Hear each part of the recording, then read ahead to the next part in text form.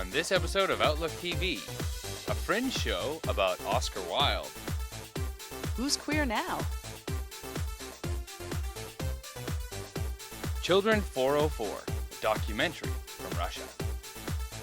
And much, much more. Oh, hello there, and welcome to Outlook TV. I'm Rebecca Wyman. And I'm Dan Doomshaw. Outlook TV is the news magazine show that brings you queer stories from coast to coast that matter the most. And we're coming to you today from Commercial Drive, which is my hood, where a lot of the lesbians live. Our first story in this episode brings us east as you can get, to Halifax. Eureka Love is going to take us to Dykes and Divas, a softball game for Pride.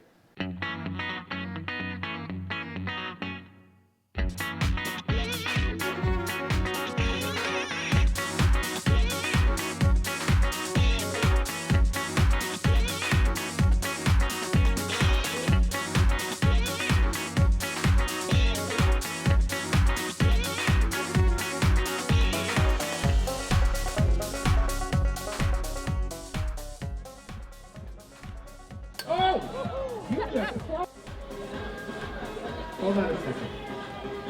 What's your name, baby? Michael, have you ever umpired a game like this before? Sure. Did you?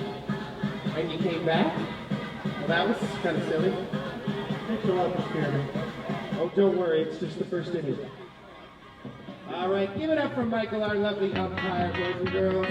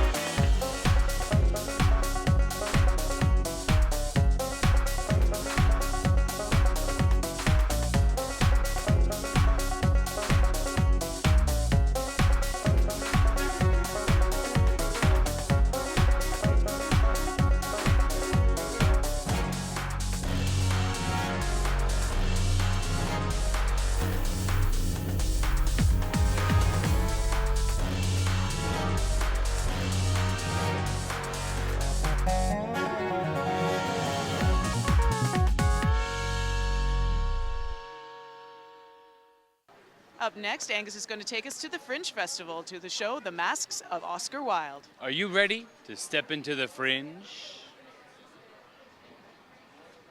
We're at the Fringe Festival on Granville Island. We're about to see the Masks of Oscar Wilde. And it's a show that is about the life of Oscar Wilde, and many people have heard about him, but this show really investigates his life and the things that happened to him during his life, and it's all very dramatic, and there's a lot of information that people don't know about him. This is a two-person show. It's myself and the lovely Tamara McCarthy, and her role in the show is a character that basically pushes the buttons of Oscar Wilde to get him to speak about his life so that he doesn't miss out on any of the parts that he'd rather not discuss. She sort of pokes at him to make him answer her questions. This is the first time this show has been produced here in Vancouver. It's a new script, so this is like the trial run of the show to see how it goes and see how audiences like it, and so far it's been great. We've had really great houses, really warm audiences, and it's really exciting to debut a new work. That's one of the most exciting things about this project. Are you going to take it anywhere else after Vancouver? There are some plans to take it around, maybe take it to some of the other places in Canada, the other fringe locations. Also, there's a lot of interest in possibly taking it to Edinburgh because Wilde, of course, is Irish, and they want to check out what the people of Ireland would think of it. So there is some talks about that as well. You talked to us first about the show and invited us to come down and see it. Can you give us a little bit of insight as to what we can expect? Well, what you guys can expect from the show is it's been in development for about 6 months now. It originally started as a theater lecture, which was about 6 pages long, and then with the use of the help of Chris Cotillion, who's the artistic producer of the Frank Theatre Company, he dramaturged the show and co-wrote it with Shaw, and they sort of distilled it down to the piece that you're about to see today, which is classified as a lecture in play. So it sort of blends traditional text with dramatic action. So you'll be seeing excerpts from Oscar Wilde's most notable works. So The Happy Prince, you'll be seeing stuff from The Importance of Being Earnest, and also some excerpts from one of his most notable trials as well too. Will people be able to find out about the show on a website or something? Absolutely. Go to thevancouverfringe.com and click on the Masks of Oscar Wilde, and there'll be all the information on there. Or you can go to Facebook and like us, Matchmaker Productions, or the Frank Theater Company, which are both on Facebook, and all of our information there, including show photos, cast bios, and all other sort of Oscar Wilde interesting goodies will be there available as well. Fantastic. Well, thank you very much for your time and hospitality, Damon. Perfect. Thanks so much. For Outlook TV, this is Angus Pratt. It's time for us to take a little break now. We'll be right back, but you have enough time to get up to something wonderful.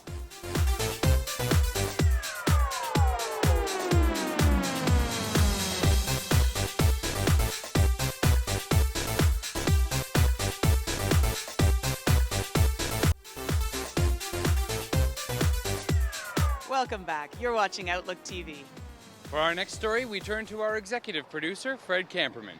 who has wise words for students returning to school.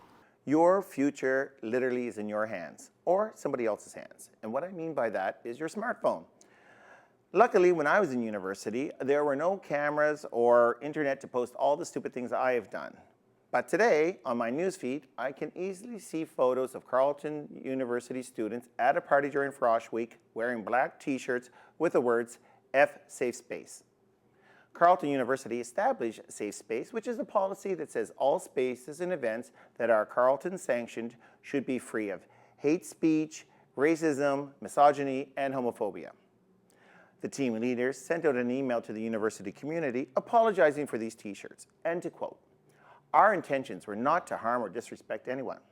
Well, what were your intentions then? Don't you realize that by saying F Safe Space, that you are really saying that it's okay to be a racist, misogynist, and homophobic? Racism has given us violent race riots and police shooting of innocent, unarmed black men, while misogyny has literally have women become punching bags for men. And of course, homophobia has led to more bullying and given us the highest suicide rates in the LGBTQI community. But then, the team leaders acknowledged the t-shirts in questions were, without a doubt, inappropriate, inconsiderate, offensive, and disgraceful. So, genius, why did you put the t-shirts on in the first place? Carleton University, of course, quickly dodged that PR disaster and pointed out that the event was not an officially sanctioned orientation week activity. Well, of course, the university can't monitor what happens off campus, but Facebook can. Facebook, with a Google search, is a great way for companies to see what their future potential employee is really like. Someday, they will just sit in a boardroom and watch a video of you smiling with your F Safe Space t-shirt caught on somebody else's phone camera. Cameras are everywhere, and cameras have consequences. Ask the CEO of a billion-dollar food company who kicked a puppy in an elevator and how he had to resign. Or ask Ray Rice, who punched his wife unconscious in an elevator, and he was let go from the Ravens, losing an $8 million salary. And now he's suspended from the NFL, and so no team can even sign him. But the team leader also said, "We take full responsibility for the seriousness of our actions." Well, that may be more true than they realize. At the end of your 4-year-long expensive degree, you might find that you won't be hired, not because of your grades, but because of some stupid video. And it is fall, and that means it's time for the Prairie Fairy Fowl Supper. Skylar Bear brings us more about this yearly event. Happy birthday, Linda! We are here celebrating Linda Fillmore's 80th birthday at the annual Prairie Fairy Fowl Supper. You're a major beneficiary every year, and this is such a fantastic event, raising tons of money. How does that make you feel? Oh, it's such a wonderful event, and it's so great that they do all this work on behalf of not only Out in Schools, but some other awesome charities, McLaren Housing, A Loving Spoonful, and of course, new this year, Camp Out. How are you feeling about tonight? Have you had dinner? Have you been meeting friends? What have you been doing tonight? I'm feeling a little full. I had a great turkey dinner with like mashed potatoes, dressing, gravy, the works. It's fantastic. And of course, all the food is donated tonight so that the full proceeds go to the causes. Talk about how the money has helped you. All the money raised from this event goes to purchase meals for men, women, and children affected by HIV and AIDS. So McLaren Housing Society provides long-term housing solution for people living with HIV/AIDS here in the Greater Vancouver area. We're really grateful that this event supports that. Happy 80th birthday. Thank you, darling. Thank you. As you get, into the last maybe little bit of your life, things start to go a little bit more. But luckily, I've already had the hips and knees done, so it's mostly the upper parts that are starting to move now. But I'll hang in there. But it's been a lovely year, and I'm really happy to be here for 80 now. Whether I'm here for 90, that's the better question. But God willing. You look younger this year. Are you using new foundation or a new moisturizer? Technology, honey. Technology improves everything. I can't tell you the secrets, but yes, there might be a touch up here and there. Can't you see I'm no good? There's always new people. They're always as kind and lovely as the people we've met before, and I'm just always really shocked because there aren't really many opportunities to have this many really wonderful people in one room, and then wonderful performances, and people seem to be having the same blast of a time that they've had for the last 13 years, and I'm proud of that. For Outlook TV, this is Skylar Bear in Vancouver. So we're going to need to take another little break now. Yeah, we've got to get some business done. Be right back.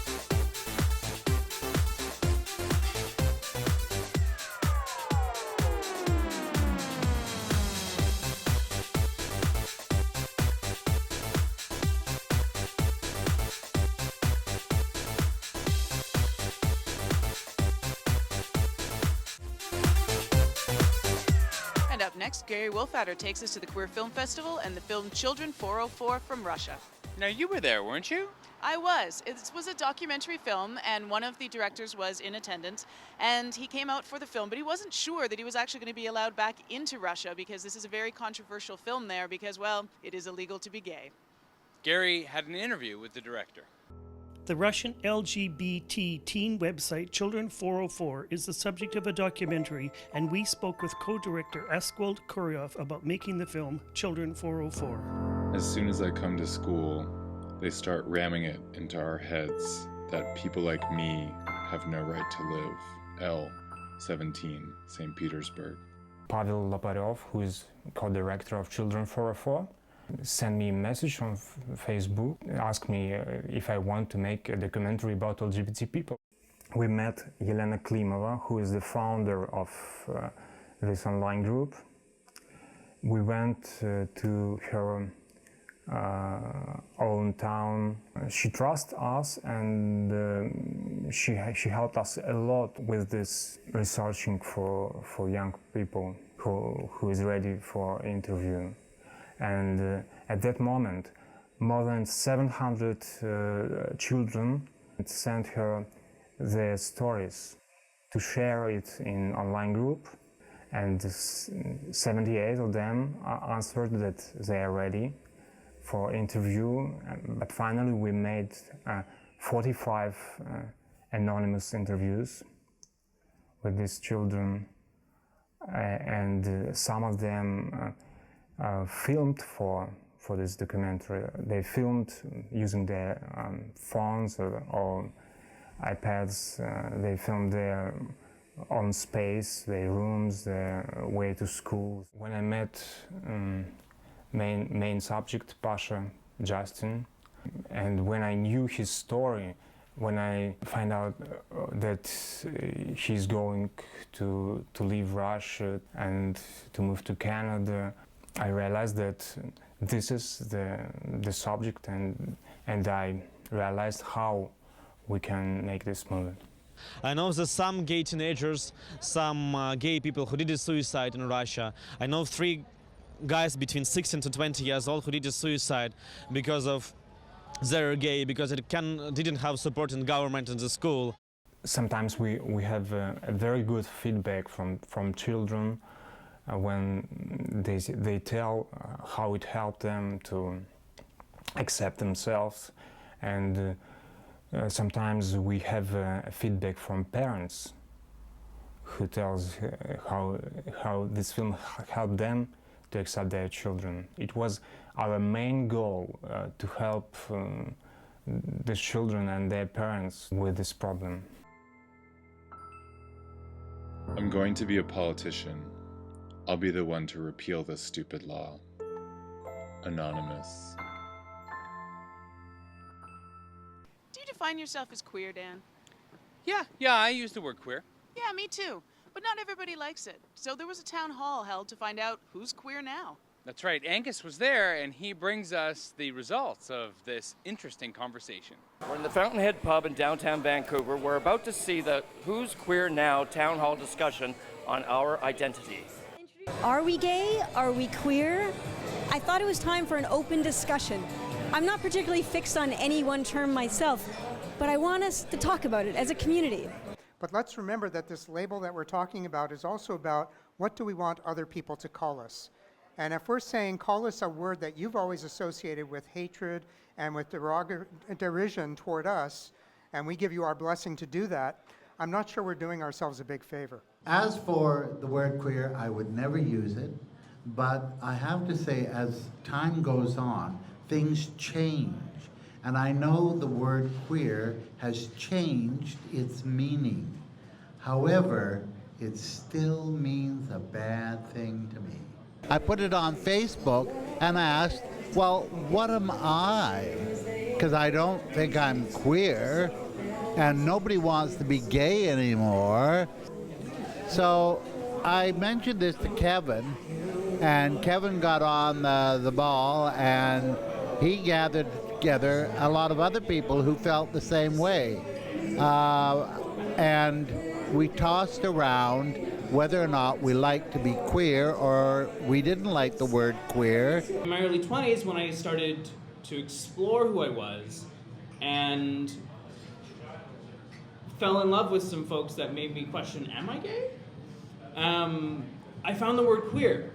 And when I put it on, all of a sudden I could move around in it. It fit comfortably. The initial group was skewed a little bit older because, in case you hadn't noticed, I'm a little bit older, and many of my friends are. And then when Yogi and Jen joined us, we got some more youthful points of view. 99% of the time when we would say LGBTQ, the youth that come up would identify themselves as queer. And they use it strategically, they use it personally invested in, and they use it as a very politicized, activist way of reclaiming the word that which has been used so negatively. People who, as you will hear expressed in the panel discussion, who grew up where queer was the pejorative. That was what we were humiliated with in school and on the schoolyard and sometimes in our homes. So it's not a word that a lot of our generation are comfortable reclaiming. When we looked at naming the Hall of Fame, we looked at all of the different words that have been used to describe our community, and really we looked at the moniker, and it was LGBTQ2QQAI. I think there's another A in there. I don't even remember them all unless I see it written down. And, it was best described to me once as we are the alphabetized community. We're an alphabet soup of people. We also discovered that there are younger people who dislike the word, not for that reason, but because they feel that it excludes more than it includes. An example of that would be, as you say, the trans community. As I said to one of the trans friends who was participating, I said, "You're not queer, you're not gay, you're a heterosexual woman." And so and she agreed. She said, "None of these labels apply to me." All I'm saying is we can get really hung up on words, and I think that we should just be easy on each other in terms of, and not get on people's case because they're not politically correct, I guess is what I'm trying to say. For Outlook TV, this is Angus Prott. I love this show. It's queer all the time. That's right, much like our next story. Little Sisters Book and Art Emporium has been a cornerstone of Vancouver's gay community for 3 decades now. They're celebrating a 30-year anniversary, so let's go inside and see what they're doing.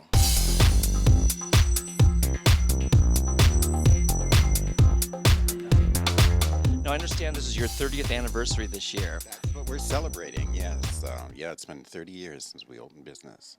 Can you take us back to the beginning? Like, what was going on? How did this all happen in the first place? My partner, my business partner and life partner, and I were both in the business kind of world. I was working in a game store and he was doing other retail. So we decided that what we were going to do is open a business, did a lot of business programs and kind of, ran through different concepts in business. And we chanced upon the fact that the gay community was indeed forming and rapidly in the West End, that there wasn't a gay bookstore in Vancouver, that other cities of comparable size had successful bookstores, and that that was probably a great business opportunity. We encountered problems with censorship, and after about the first couple of years, and we realized that the only way of actually dealing and taking the federal government to court, which was just would involve, is that we needed the help of a whole lot of people and the support of a whole lot of people, and that being very quietly on the second floor was probably not appropriate. So we became very, very well known in every way that we could, and that was like through the media, and our sign became it was in a lot of media stories as we were dealing with our censorship issues, and so we became very, very recognizable, and that created some problems, there's no doubt about it. And of course the most violent of those problems was the series of bombs that we had in the late 80s, between 88 and 89. About every 6 months somebody threw a bomb into our store. But we did say, after the first one, that no one would ever put us out of business, and if they blew the old building up, we would be out on the sidewalk selling our books. Thank you very much.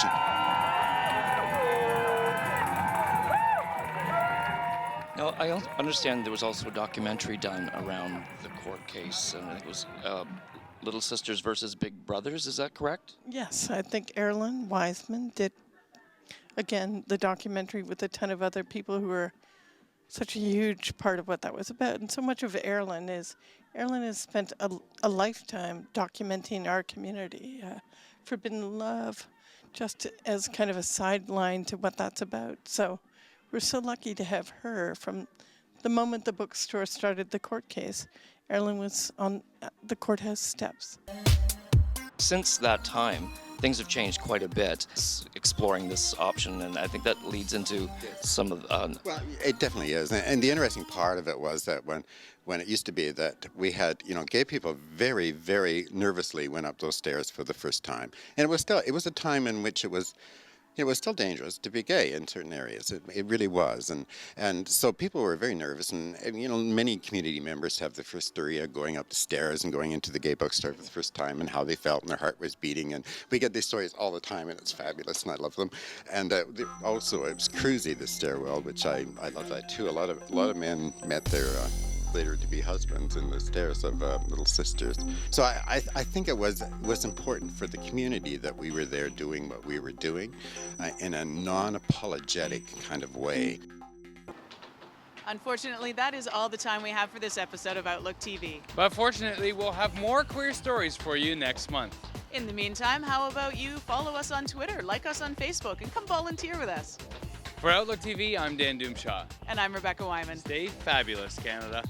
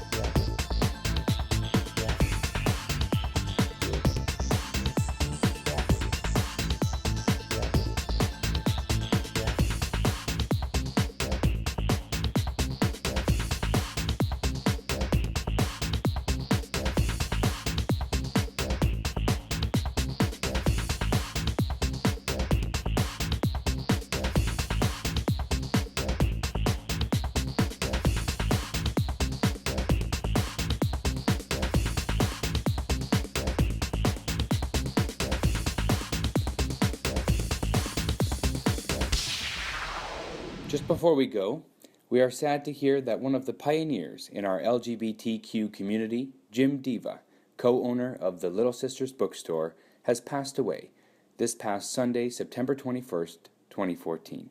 A true pioneer, Jim's death will be a great loss to our community. And he will certainly be missed.